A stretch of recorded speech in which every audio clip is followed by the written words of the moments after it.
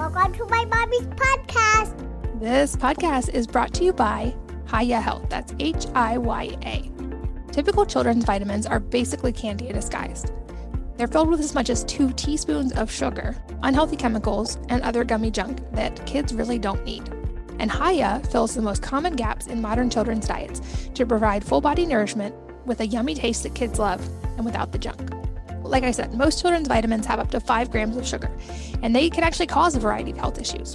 But Hiya is made with 0 sugar and 0 gummy junk, yet it tastes great and is perfect even for picky eaters. It's manufactured in the USA with globally sourced ingredients that are each selected for optimal bioavailability and absorption. Hiya arrives straight to your door on a pediatrician recommended schedule. Your first month comes with a reusable glass bottle that your kids can personalize with stickers. And every month after, Hiya sends a no plastic refill pouch of fresh vitamins, which means Hiya isn't just good for your kids, it's also good for the environment. Check it out and save on your first month by going to hiyahealth.com/wellnessmama. That's hiyahealth.com/wellnessmama. This episode is sponsored by Native Path, and in particular, their grass-fed collagen, which is my go-to right now. I like using collagen because it helps replenish the body's natural collagen levels, which can decline with age, and our modern diets are often low in these important compounds found in collagen that we used to get in larger amounts from natural sources like broths. Collagen is great because it's a super convenient and easy way to get these benefits. It's flavorless and it dissolves easily in hot or cold liquids, so it's easy to add to coffee, soup, smoothies, or really any food or drink. And every scoop of Native Path grass-fed collagen is consistently formulated with 10 grams of the highest quality grass-fed type 1 and type 3 collagen, which are the ones that make up 90% of all the collagen in our bodies, which is critical for maintaining skin, hair, nails, lean muscle metabolism, digestion, and so much more. So check out a special deal on Native Path grass-fed collagen by going to wellnessmama.com/go/native collagen. Again, that's wellnessmama.com/go/native collagen. Hello, and welcome to the Wellness Mama podcast. I'm Katie from wellnessmama.com and wellness.com. That's wellness with an E on the end. And I'm here today with Dr. Gary Kaplan, who's the founder and the medical director of the Kaplan Center for Integrative Medicine and the author of Total Recovery, a revolutionary new approach to breaking the cycle of pain and depression. He's considered a pioneer and a leader in the field of integrative medicine, and he's one of only 19 physicians in the country to be board certified in both family medicine and pain medicine.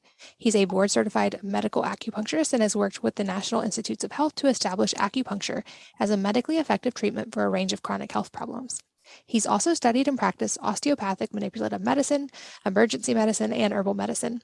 In response to growing numbers of his patients presenting with heavy metal toxicity, he received a certification in the science and practice of chelation, and in 1985, he created the Kaplan Medical Center to offer patients suffering with chronic pain and illness a more effective model of care. And he also has a new book called Why We Are Still Sick, which I will link to in the show notes. We talk a lot about that today, about brain on fire, how we get sick and why we stay sick. We go deep on the immune system, autoimmune disease, and what contributes to chronic immune system dysregulation, and why not addressing the underlying issues will make recovery difficult or impossible. We go deep on lots of different causes and solutions, things to avoid and things to try. We go deep on diet and sleep, water hydration, fasting, testing, what to look for, and if you're not getting results or you're not getting a diagnosis, some of the reasons that might be the case. So lots of directions in this one. He is a wealth of knowledge. So without waiting any longer, let's join Dr. Gary. Dr. Gary, welcome. Thanks so much for being here today. Katie, thank you for having me on the show. I'm delighted to be here. Well, you are such a wealth of knowledge, and I know we have so much we can talk about today to hopefully help a whole lot of people. I think to start broad, there are a lot of people in my listening audience that have some form of autoimmune disease or immune system dysregulation. And so I want us to start broad and then tackle a bunch of specifics. But to start us off, will you kind of give an overarching definition of autoimmune disease? So autoimmune disease is when a piece of our immune system called the acquired immune system, which builds antibodies, starts to make a mistake and attack our own body. So initially that system gears up to go attack a bug, a virus, COVID, Lyme disease, strep. And then what happens is in the process of gearing up to do that, it gets confused. And then it starts mistaking our own tissue for the problem. Specifically, it can attack the brain. Now, it can also, in rheumatoid arthritis, you see it where it attacks the joints. In lupus, where it attacks blood vessels. But the immune system now is the problem. The immune system is now attacking us, and we need to make it stop. Yeah, so it seems like there's some overlap of there are things that are considered autoimmune disease. There are also other things that can be happening with the immune system. Sometimes they can overlap, and sometimes they can also be separate things.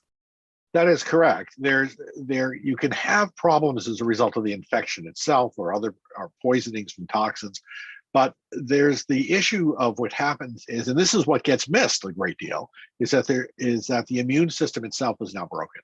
And since the immune system is broken, if we fail to address that in addition to the thing that broke the immune system, we don't get a complete result. In fact, we leave people very sick and disabled. Yeah, which seems to be a lot of what we see in conventional medicine is a lot of spot treating of symptoms, but not addressing those underlying causes. And this was actually a big part of my story. My listeners have heard me talk before about I used to have Hashimoto's, and it took me a long time to get actual diagnosis and then a longer time to recover. But what lined up with that is when my first child was born, I read that for the first time in 2 centuries, his generation was going to have a shorter life expectancy than their parents. And in this article, they talked about the rise of all these, obviously the big killers of cancer and heart disease and diabetes, but also all these autoimmune conditions. And we're definitely seeing a statistical rise in these. Why do you think right now in particular, we're still seeing these rise so rapidly? Well, it's an excellent question and an extremely important one. There's a variety of things at play. Genetics sits at the basis of everything and the genetic risk in terms of this. But genetics is what you might become, not necessarily what you will become. It's epigenetics. It's the environmental factors that decide which genes get turned on or turned off. And certainly we're now seeing a rise in autoimmune disease. I was reading an article yesterday talking about air pollution. Air pollution being one factor that's challenging the immune system and causing it to start turning on us. We have a variety of toxins in the environment in addition to everything we're breathing, okay? But there are problems with lead, which is a significant problem in perhaps as much as 40% of the water supply in our country. So lead poisoning is a significant problem. We can also get lead from paints, but the lead from paints is when you sand them down and you aerosolize them. It's not from the paint being just on the wall. You can also get problems with mercury toxicity. Now, I have a 14-year-old girl who comes into my office who lives in McLean, Virginia. Okay, McLean, Virginia is a fairly well-to-do community, and it should not have problems with getting mercury toxicity. But this young lady will only eat tuna fish sandwiches for lunch every day. And her mother, thinking she's doing a completely fine thing, is making her tuna fish sandwiches every day. She ends up with mercury toxicity. Why? Because the FDA has said that pregnant women should not eat more than 2 cans of tuna fish a week because of the amount of mercury in the tuna. All right, well, nobody should be eating tuna fish if that's the case, because any amount of mercury is horrible for us. So we have poisoned the nest. We have, by coal burning plants, we've dumped tons of mercury into the upper atmosphere. This rains down into the oceans, and then it feeds up the food chain so that the top feeders, the sharks, the tuna fish, other large fish, sea bass in some cases, become a problem in terms of mercury toxicity. And so they've concentrated. And so we have to be very careful what we're eating. I have seen people who have mercury toxicity thinking they're eating very healthy because they're eating sushi. And indeed, another problem, right? There's also an interesting problem that's occurring with water damaged buildings. And so water damaged buildings become infestation places for mold. Mold toxins, that is the chemicals the mold secrete while they're trying to protect themselves from other things destroying them, happen to be very poisonous to a percentage of us, about 20%. And those individuals end up with, it interferes with their brains, it interferes with their immune system. And so that damages both of those things. And so it can create problems with focus and concentration and sleep disturbances and generalized aches and pains coming from the toxins that you're getting exposed to from this. Another thing that we have to pay attention to is our diets in general. Basically, the gut microbiome is our second brain, okay? And so this is this collection of DNA and RNA from bacteria and from mostly bacteria, but also from parasites and from molds that sit in our gut. And the health of that helps determine the health of our gut, and the health of our gut determines the health of our brain. So if your gut's unhealthy, your brain's unhealthy. And so you need to make sure that your diets are good. And again, this becomes a challenge, right? Eating foods that are not processed, eating foods that don't have molds in them. For instance, coffee frequently has a lot of mold in it. So finding mold-free coffee becomes a challenge. And so we think we're doing the right thing sometimes when in fact we're not, because what's labeled organic isn't necessarily organic. And a lot of the foods that we think are good for us, if they're not organic, kale, for instance, kale's a great food, except that it's also a hell of a chelator, meaning that it sucks up heavy metals from the earth. So if it's not grown in the right environment, it's filled with heavy metals and you're eating these, all right? We have GMOs in this country, genetically modified seeds. The purpose of that is to make the plant resistant to the herbicides and the pesticides that we use on them, so that we can spray this on, get rid of the weeds, get rid of the pests, and increase crop yield. Well, that does a good job of doing that, except what it also does is the plant takes up the herbicides, the plant takes up the pesticides, and the next thing you know, it's in your Cheerios because it doesn't get processed out. And so we're now being constantly bombarded with all of these chemicals that we had never seen before, that things, it turns out, are not good for us. And that's setting up the immune system to be weakened. And that's setting up the immune system for when an infection comes along, it can break the immune system, and then it starts attacking our cells. So autoimmunity is the acquired immune system, one part of our immune system, that makes the antibodies, having decided to make antibodies to our own body, our own tissues. One follow-up question I know we will get is, are there any seafood sources that you consider safe? For instance, I love sardines. Are those one that you would consider generally safer than tuna? Absolutely. Sardines are good. Mackerel is good.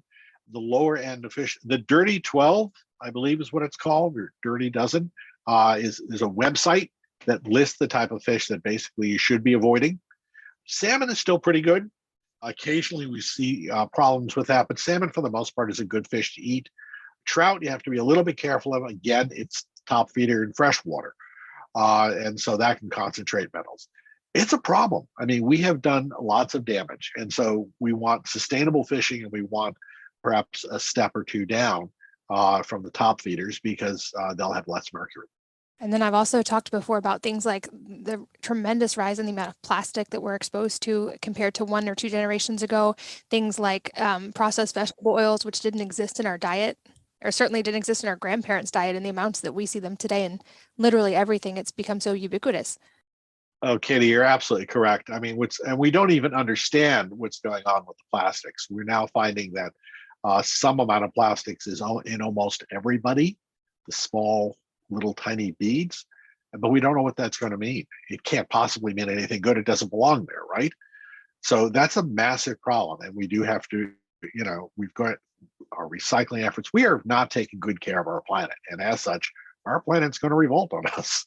So we have to do things to really be conscious about our environment and do what we can to protect the environment and quit polluting, because it's killing us.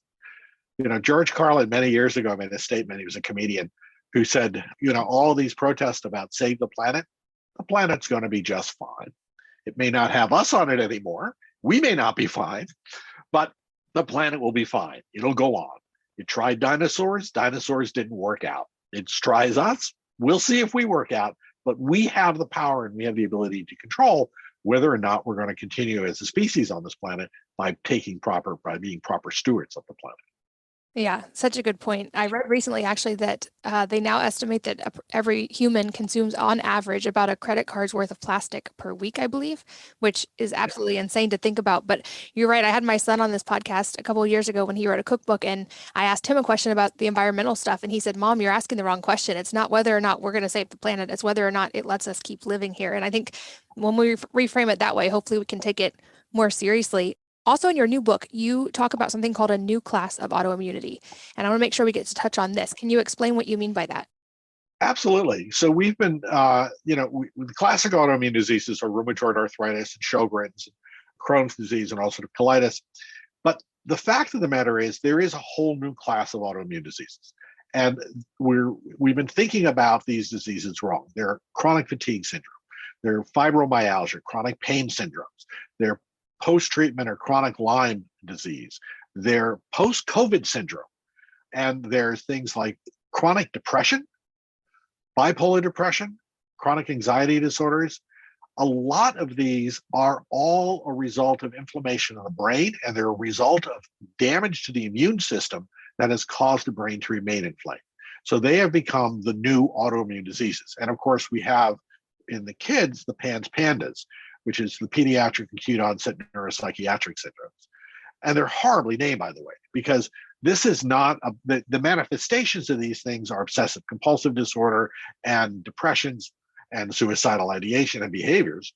What the reality of the matter is, it's a consequence, it's not a psychological problem, it's a consequence of a brain on fire.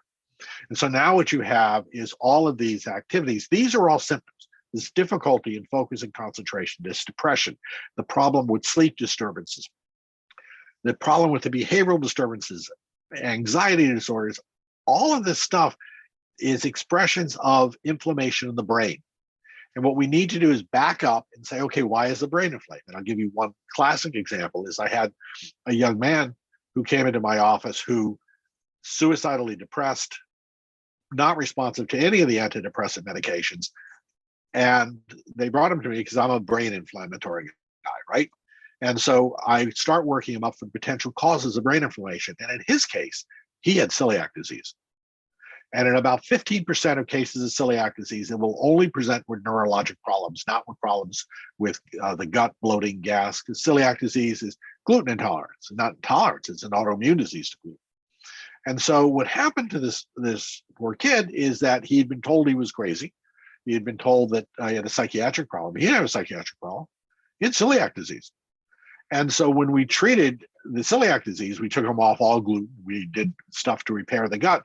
When we did that, a year later, everything is fine. He's off all antidepressants. He is 100%. I have seen him now over a number of years. They've remained patients of mine, and he checks in once a year. He's doing spectacular. So we need to be, the problem is we're not thinking about this stuff. And the problem that we talked about a little bit before the show is this business of not being seen, heard, or respected. And a lot of people, especially women, unfortunately, is you go to the doctor and the doctor's got 5 minutes to talk with you and they're not paying attention to you. They're not hearing you. They're saying, oh, everybody's tired. Everybody's got a couple of aches and pains. Everybody's got, and they're not listening to you. And so you're not being seen, you're not being heard, and you're not being respected for what's going on. And it's so important that we become our own advocates in the process of this, because too many physicians are practicing medicine by the insurance company's opinion of what should practice and not practicing medicine by what patients need. And you ran into that yourself with your own problem. People were not paying attention to you. Doctors were dismissing you. And they were telling you essentially you were crazy. You were not. You were very sick. Bad on us. And that has to stop. Yeah, I agree. I think you're right. It does seem to happen more with women. And I hear from a lot of women who have kind of had that almost like medical gaslighting where they're advocating for themselves and even asking for specific tests and being told they don't need it because they're fine. And I think that it also boggles my mind to realize women weren't even included in scientific research until 1993, which I get that we're more hormonally complicated and we're harder to control for variables, but that still boggles my mind. And I think we've talked about, and I know there are many, many others, and we could spend 8 episodes just talking about all of the factors that contribute to this inflammation and to this brain on fire. I know people are also going to want to know, what can we do about it? So I would love to start general here as well. Are there specific things that are almost universally applicable to help kind of avoid this brain on fire situation or help it if it's already there? I know there's also going to be, of course, a lot of nuance and personalization within, but are there kind of good general guidelines for starting? Yeah, the good general guidelines are, in fact, the good general guidelines for being healthy. You have to watch your sleep. It's critical that you're getting 7 to 8 hours of sleep a night. All right. We know that failure to do that results in damage to your brain. We know that it can cause hypertension. We know that it can cause obesity. We know that it can cause diabetes. So you've got to be getting adequate amounts of sleep. Sleep is crucial for normal functioning of your immune system and normal health of your brain. So that would be one. Second would be exercise. Exercise is probably the single best anti-inflammatory we have for the brain.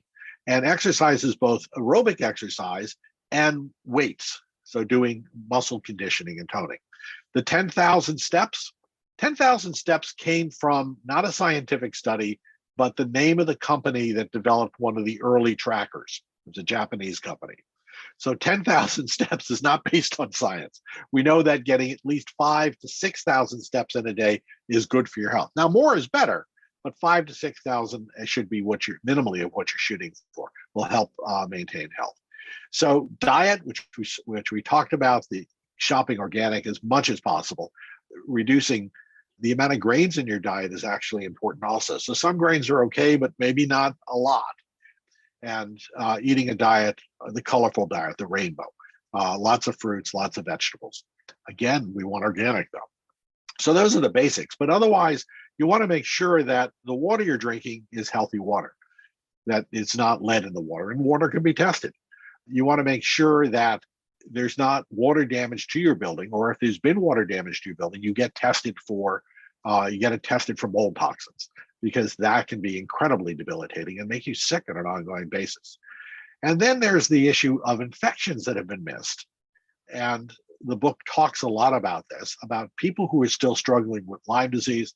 Another example is a young woman, teenager, came into my office when she was 10 years old, developed obsessive compulsive disorder, developed problems with depression.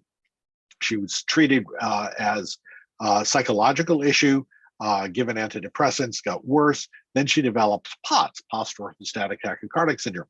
But initially, so this is where the heart rate goes firing up in order to keep your blood pressure normal. Initially, that's dismissed. And then later, she finally gets that diagnosis. And this is going on over years. And she gets another set of antidepressants. She starts cutting behavior. She ends up hospitalized psychiatrically. Now imagine, okay, 6, 7 years of this young woman's life, and she's been told she's been crazy. Okay. And she's got sleep disturbances. There's a whole array of stuff going on with her. I see her. My workup of her, again, is from what is potentially a neurological problem. What it shows is she has chronic Lyme disease, never diagnosed, missed.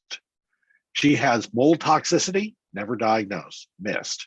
And testing for antibodies in her brain using the Cunningham panel, she has essentially PANS, the pediatric onset of an autoimmune disease.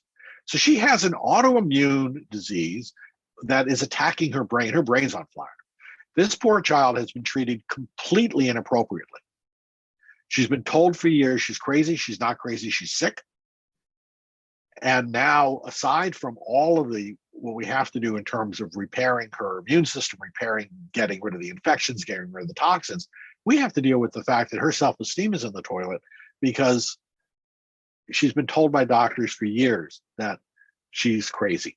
And I'll also tell you that I talked to her psychiatrist, and when I had this conversation with the psychiatrist could not have been more dismissive of me and thinks I'm crazy.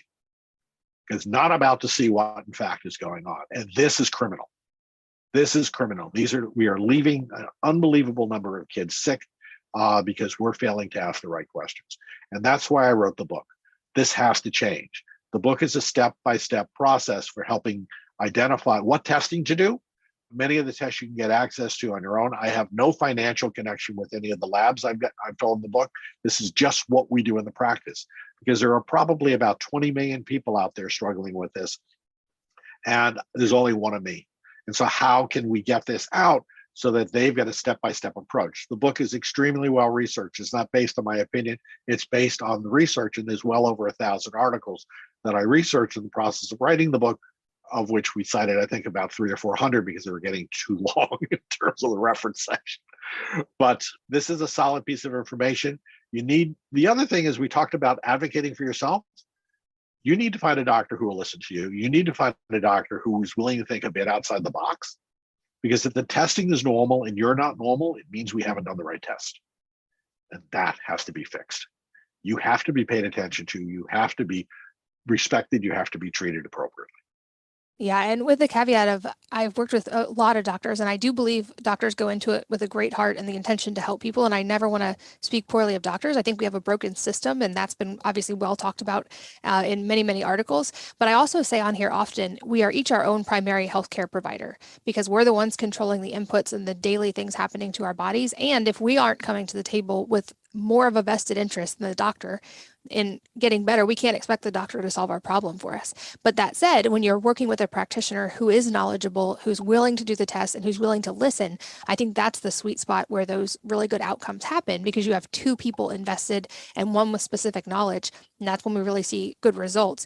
I'm glad you also mentioned post Lyme disease or chronic Lyme disease. And also now we have post COVID, and we're just beginning, I think, to see some of the long term problems. It seems like there could even be an autoimmune connection with some of the post COVID problems going on. But there does seem to be a rise in these chronic conditions as well. And to your point, these are ones that seem like they have to be treated at the root cause level. We can't symptom treat these things and expect them to get better. Even mitigating the symptoms in those cases doesn't seem really that effective. And I would assume that's the same approach. You'd want to tackle these foundational things of sleep and diet and then get specific on the testing and find out what's actually going on. You're absolutely correct. And the problem has been that for too long, we've been treating the symptoms, but we have not been treating the basic problem, the end result of which is we're leaving people disabled, we're leaving people in a great deal of pain and fatigue, and we've been far too dismissive of them. And I think I teach at Georgetown. So I see medical students all the time. I work with my colleagues. I believe that people go into medicine with the absolute best of intentions. I believe they want to help people. I believe what's also happened, though, is the system is horrifically broken, that doctors are increasingly being herded into thinking and treating like the insurance companies want us to think and treat, which is not necessarily what's in the best interest of the patient. The other part of the problem is the cost of medications and a failure of transparency. I have watched drug prices rise randomly to stupid heights. I have one drug that we use, which is literally made from dirt, vancomycin, which is $12,000 now a month. All right, that same drug 5 years ago was maybe about $100, $200 a month. It just magic happened. So we have to, the system is very broken. There's no transparency, and we need to fix that. And docs then turn around and say, well, I can't prescribe you this medication because your insurance company won't pay for it, and you're forced into giving something that you actually didn't intend to give. And this is a problem. So the system is very broken. I think there's a lot of well-intentioned people in it, but I think that there's a lot of docs who are now getting burnt out and getting fed up with the system because it's so much work just to get to deliver the care that we want to be able to deliver to everyone. And I'd also love to circle back and talk. You mentioned gut health being obviously a very important factor within all of this. And people have probably heard things like the gut is the second brain and how the microbiome affects all aspects of your physiology and how we have more bacterial cells than human cells. I know there's some really fascinating studies. I've been following some on polyphenols and how those actually feed your gut bacteria. And now they're looking at the metabolites of this and how it could have implications in healing for a lot of people. But are any other gut specific advice? It would seem like there's the category of remove the bad stuff that's actually actively harming your gut bacteria. But then there's also something of how do we nourish and heal our gut bacteria? So it's an excellent question and a complicated one. I think the idea of, obviously a good balanced diet first and foremost, right? But I think we're also in an age where we need to be taking supplements because we're not getting what we need in our normal diets. So using a good general probiotic can be extremely beneficial in terms of helping keep your gut healthy. Using prebiotics, which are non-soluble fibers, can also be extremely beneficial in helping keep your gut healthy. I think that periodic fasting is extremely beneficial in keeping all of you healthy because it helps your mitochondria as well as your gut. So intermittent fasting sometimes, and that can be done in a number of ways. That can be done by a compressed eating schedule, meaning that you're only eating for 6 hours a day. Work up to that. Don't just do that immediately. But it can also be done with a day or 2 days of fasting a week. Separate it out, make sure you're drinking plenty of water, so we don't want you not fasting without water. And a lot of times, a lot of the things we're eating, by the way, are because we're dehydrated. And so what's happening is we think we're hungry when in fact what we need is water. And we need to make sure that we're getting plenty of water a day. The amount of water you need a day, however, is somewhat controversial because the 8-ounce classes a day is actually made up. Each individual, depending upon what they're doing, if you're feeling thirsty, you're now dehydrated. So you want to stay a little bit ahead of that. So you want to be pushing fluids pretty much all day long, especially if you're working out. Yeah, that's a great point. What are your thoughts on electrolytes as well? I know this is something that's entered the conversation as more of a consideration, and we in athletes see people who get almost like too much water with not enough electrolytes, and there's negative consequences of that as well.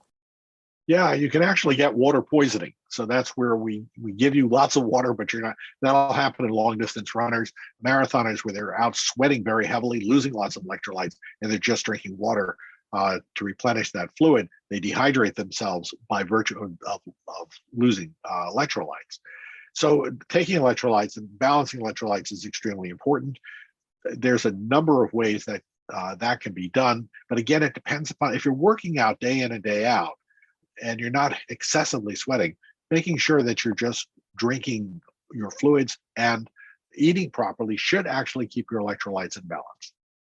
And you also mentioned fasting, and I'm so glad you brought that up. I feel like this was a really pivotal thing for me when I was in recovery and just giving my gut time to rest and going kind of into recovery mode. But any specific guidelines around fasting? I know there's some evidence that maybe women need to be a little bit more careful, especially with longer term fasting. As an example, I currently like to eat in a sort of time restricted window and eat within about an 8-hour window during the day, but I'll also occasionally do longer water fast. Do you have anything that you see work particularly well when it comes to fasting? So it's an excellent question, and it's one in which there's more and more scientific research showing how important it is that fasting can be beneficial in terms of keeping us alive longer and keeping us healthier longer. So a single day of water fasting a week can be very beneficial. You want to pick a time that's going to work for you. If you're going to do restricted eating, you have to be careful in terms of gradually working into it and not just starting it one day. So maybe what you do is you start with 12 hours and then you work it down to 10 hours and then you work it down to 6 hours as you're doing. So that can be very effective. And to date, the evidence is that that is as effective as complete fasting on any given day. So fasting is a great health tool, a great health habit. And then I also love to bring up the point of the nourishment side because it's been said before that Americans are overfed and undernourished. And I think often in the weight loss and health conversation, we overconcentrate on macros and calories and don't talk enough about the micronutrients and the nutrient density of food. So a reframe I tried to do was to reframe of how can I get the maximum nutrient density per volume and calorie of food versus how can I restrict calories and end up eating all these empty calories that have no nutrition whatsoever. But any guidelines on that? As an example, I see, especially in women, there tends to be an under eating of protein from clean sources and often an under eating of actual nutrients in general, even if they're consuming enough calories. No, you're absolutely correct. And we basically the rule is the more processed the food, the less nutritious the food. So we should be eating fresh foods. And we should be eating more organic food as much as possible. And that will generally take care of the problem. Again, eat the rainbow. Again, make sure you're getting adequate protein. Protein can be from plant sources such as avocado and beans. But if you're going to eat plant sources, you want as much organic food as possible. So fish is fine, but again, you're going to have to be picky about which fish you're using. You can even eat steak, but I would encourage organic meats as opposed to just the normal stuff bought off the shelf. So we have to be smarter these days. It's hard. It's not just a function of we can't rely on the fact that the food we're getting is nutritious and healthy. We have to pay attention to where it was grown, how it was grown, and make sure we're being smart consumers. And in your books, you also use the term epigenetics, and I feel like this is an often misunderstood term, but it really does have some important implications for people who are chronically ill, especially. So can you kind of explain what epigenetics is? People have probably heard that word, but explain what it is and how we can use our understanding of that to our advantage. Absolutely. Epigenetics is literally defined as on top of the gene. So epigenetics are anything in the environment that subsequently turns genes on and turns genes off. So if you think about celiac disease, about 30% of the population is at genetic risk for developing celiac disease. But of that group, only 3% will ever actually have celiac disease. So it's what has happened in the environment. Has it been infections? Has it been toxins? What other factors have intervened that have caused those genes to be turned on? And then now you've got celiac disease, whereas the other 97% of people who have the genes don't end up with celiac disease. So the other thing, by the way, about celiac disease in particular, the average age of diagnosis of celiac these days, okay, a genetic disease supposedly, is between 40 and 60. Okay, I have diagnosed celiac disease in a 65-year-old man who had no idea whatsoever that he had the disease, failed to diagnose beforehand, and truly changed his life when we made the diagnosis. So this business of epigenetics is what environmental factors have come along that put you at risk, or put you, or actually can also do good things in terms of turning genes on and off to keep you in your most vital health. So it's the environmental impact on our genes.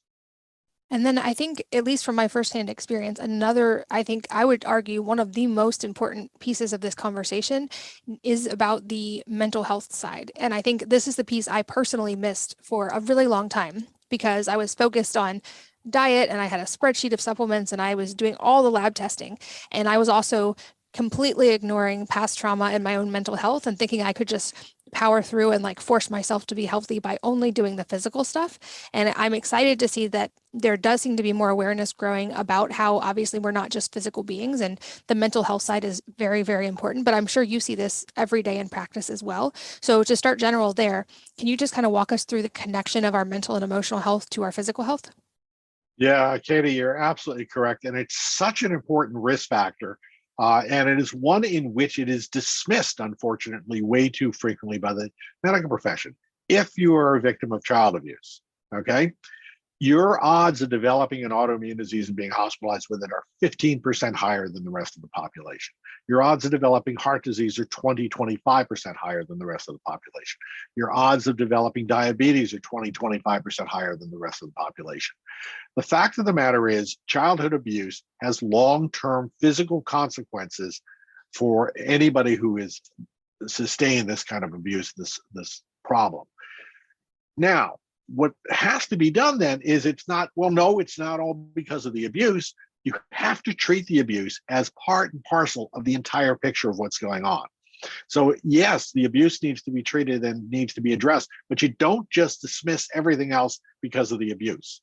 You have to understand that the abuse may have weakened your immune system, may have set you up for other diseases, and then we need to be able to address those. So treating the abuse, there are trauma therapists. In our practice, we have a therapist who works hand in glove with us. She specializes in treating trauma. There are techniques such as EMDR and other techniques that we can use in order to help deal with the trauma. There's also the problem, as I alluded to with this young woman who had PANS, is the fact that she's been traumatized by the medical profession. She's been told she's crazy. And we also have to deal with that in terms of helping restore her self-esteem and getting her again to be able to trust the medical community, because in fact, the diagnosis got missed and she was horribly abused, if you will, by the profession. And so I see this all the time. And, I served as on the advisory committee at Health and Human Services for 4 years for myalgic encephalomyelitis chronic fatigue syndrome. And the stories we would hear of people who were testifying, the abuse that they had sustained at the hands of the profession was just horrific. They've been told they've been crazy. They've been told they were faking. They were told they were just trying to get on disability. And it couldn't be further from the truth. The reality is they were very, very sick and really struggled. I have a very dear friend, Sarah Remy, who wrote the book Women of Mysterious Illness.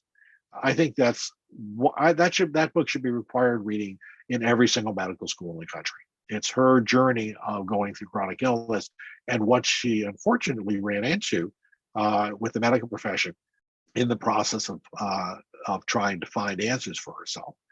So this business of mental health goes hand in glove with what we're talking about.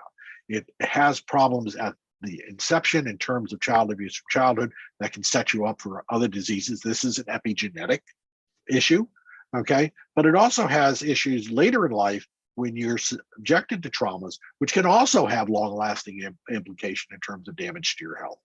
And so I think the biggest mistake we made in medicine is we've divided mental health off from conventional medicine. And we say you either have a psychological problem or you have a physical problem, which couldn't be further from the truth because it's hand in glove. And we have to think of treating the whole person and all of the factors involved. And then we get a better outcome. Then we actually have a potential for total recovery. Yeah, 100% agree with you. I think it's very much a both and. It can't be an either or. And I think in my case, had I not already done the foundational physical things and had those and reduced inflammation and was eating very, very clean, I don't think that just fixing my trauma would have fixed it. But I think because I eventually did both, that's when I really, really saw results. And I think before that, due to the trauma, I was physiologically living in sympathetic dominant state all the time, and I didn't feel safe in my own body. So no amount of, brightly colored vegetables or supplements was going to undo my trauma. But that said, just working through the trauma, and then still, if I was eating junk, it wouldn't have been as effective either. This podcast is brought to you by Hiya Health. That's HIYA. Typical children's vitamins are basically candy disguised. They're filled with as much as 2 teaspoons of sugar, unhealthy chemicals, and other gummy junk that kids really don't need. And Hiya fills the most common gaps in modern children's diets to provide full body nourishment with a yummy taste that kids love and without the junk. Like I said, most children's vitamins have up to 5 grams of sugar, and they can actually cause a variety of health issues. But Hiya is made with 0 sugar and 0 gummy junk, yet it tastes great and is perfect even for picky eaters. It's manufactured in the USA with globally sourced ingredients that are each selected for optimal bioavailability and absorption. Hiya arrives straight to your door on a pediatrician recommended schedule. Your first month comes with a reusable glass bottle that your kids can personalize with stickers, and every month after, Hiya sends a no plastic refill pouch of fresh vitamins, which means Hiya isn't just good for your kids, it's also good for the environment.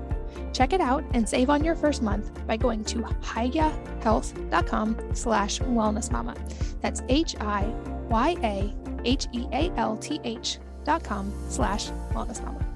This episode is sponsored by Native Path, and in particular, their grass-fed collagen, which is my go-to right now. I like using collagen because it helps replenish the body's natural collagen levels, which can decline with age, and our modern diets are often low in these important compounds found in collagen that we used to get in larger amounts from natural sources like broths. Collagen is great because it's a super convenient and easy way to get these benefits. It's flavorless and it dissolves easily in hot or cold liquids, so it's easy to add to coffee, soup, smoothies, or really any food or drink. And every scoop of Native Path grass-fed collagen is consistently formulated with 10 grams of the highest quality grass-fed type 1 and type 3 collagen, which are the ones that make up 90% of all the collagen in our bodies, which is critical for maintaining skin, hair, nails, lean muscle metabolism, digestion, and so much more. So check out a special deal on Native Path grass-fed collagen by going to wellnessmama.com/go/native collagen. Again, that's wellnessmama.com/go/native collagen. Really glad you brought up medical trauma as well, because I hear from women especially who go through a lot of this, and it's even related to things like birth trauma. And I think it circles back to your point at the beginning about it's not fair and it's a tough job, but we do have to be our own advocates in this. And I encourage people to think of doctors as people you're hiring. And if you keep that in mind, if they're not actually providing the service you're hiring them for, fire them and get a different one. My biggest example of that is I had one of my children was breech, and at 37 weeks, the doctor said, well, I'm not going to let you deliver naturally. And I said, okay, well, then you're fired. And I walked out of there and I found a new practitioner who would catch a breech baby. But most people don't even realize that's an option. And many people don't think that this is someone you're hiring. You can fire them. You don't have to listen to them. Kitty, you're 100% correct. I couldn't have put it better. You hire us. Our job is to work for you. We're not allowed to be talked into doing bad medicine, okay? But we are required to listen to you. We are required to do our absolute best for you. And if we're not doing that job and you're not getting the answers you need, absolutely fire us. And I tell my patients that all the time. I remind them, they get confused about the power dynamic because you go to your physician, the doctor is supposed to know everything. We don't know everything. We know a lot of things. We can be very helpful, but there's a lot we don't know and a lot we're still learning. And so you need a doctor who will be honest with you, who will say, okay, I don't know the answer to that, but let me find somebody who might know the answer to that, and bring in a consultant and bring in other people who can put together a team that can help you recover your health, because you're the one we're here for. You're not here for us, we're here for you. Yeah, and that's actually one of the things I respect the most when I hear a doctor say, I don't actually know, but like, let's find out together. Let's find someone else who can tell us and who doesn't just assume to have all the answers. I have so much respect for that. And then I'm willing to be invested and do the work too, and obviously to find those results. And I feel like we have touched on so much, and there's still so much in your book that we haven't even barely touched on. Are there any other key points, especially from your book, and maybe talk about your book a little bit before we start wrapping up, just to make sure we get all the really important points in? One of the things I wanted to touch on that was very important that you mentioned is this business of integrative medicine. Integrative medicine is about the best of using functional medicine and conventional medicine. It's not throwing out the baby with the bathwater. Okay, so this business of balancing your gut flora and balancing your hormones is extremely important, but we also have to make sure we've made the proper diagnosis. We have to make sure that we're integrating all of this stuff together, because sometimes the hormonal dysfunctions are downstream problems from when a brain is inflamed, and the gut problems may be a downstream problem from when the brain is inflamed and the immune system's off. So we want to make sure that we're doing the best of everything we can in order to treat you. The book is about taking all of these other diseases, this chronic pain, chronic depression, chronic fatigue syndrome, these post-treatment Lyme syndrome, and saying, look, wait a minute. It looks like in a lot of these conditions, what's happened is an infection has occurred, and then what's happened is your immune system broke. And now what? Your immune system's trying to fight off the infection, but it's also attacking you. And so we have to fix both the problem, the bug that came into play, anything that's damaged the immune system beforehand, and the immune system itself. The beauty is we have a lot of tools to do that. We have a lot of new diagnostics we can use in order to better understand why you're sick and how you can recover. So why you're sick is about a path forward. It's about hope. It's about a way for you to understand what's wrong with you in a way that your physician may have missed. And it's a way to help educate not just yourself, but your physician on how to get better. It's all the testing, a step-by-step approach. It's a self-help book. It's how do we get better? So it redefines these diseases, but it also helps you understand what you need to do, what you can do today in order for you to start recovering, in order for you to regain your health. And I'll make sure there's a link to the book, as well as I know you have online presences all over for your clinic and for your work, and you have so much education available for people there as well. All those links will be in the show notes at wellnessmama.fm for any of you listening while you're on the go. And lastly, I would love to know, we've talked so much about all the different conditions that you help with in your work as a practitioner. I would love to hear on a personal level what kind of your own 80-20 non-negotiable parts of your routine are, whether it's certain daily practices or supplements you're a big fan of, or what are your own non-negotiables? So meditation. Meditation every day starts with meditation, about an hour. I do a combination of Qigong as well as breathing exercises. That's a non-negotiable. I have to start every day doing that. Getting exercise every day, in addition to that, is also a non-negotiable. My diet is not negotiable. There are certain supplements that I take, which include probiotics, which include fish oils, which include vitamin D. I make sure my vitamin D levels are normal. Vitamin D level normal, by the way, should be about 50 to 80 nanograms per deciliter, not 30, because I want optimal functioning immune system. So I've actually got a lot of things that are pretty much non-negotiable for me to make sure I also get enough sleep. Okay, and by the way, I have sleep apnea. And so another non-negotiable for me is I don't go anywhere without my CPAP. I do not attempt to sleep without my CPAP because it has made a massive difference in my life. Failure to diagnose sleep apnea, that's where you actually stop breathing during the night, and about 5% of the population does that. That'll take 10 years off your life. That'll cause hypertension. That'll cause diabetes. And so for me, big non-negotiable is I don't sleep without my CPAP. Awesome. Well, this has been such a fun and informative episode. I know how busy you are and how many people you help, and I'm extremely grateful for your time and for all that you've shared today. So thank you.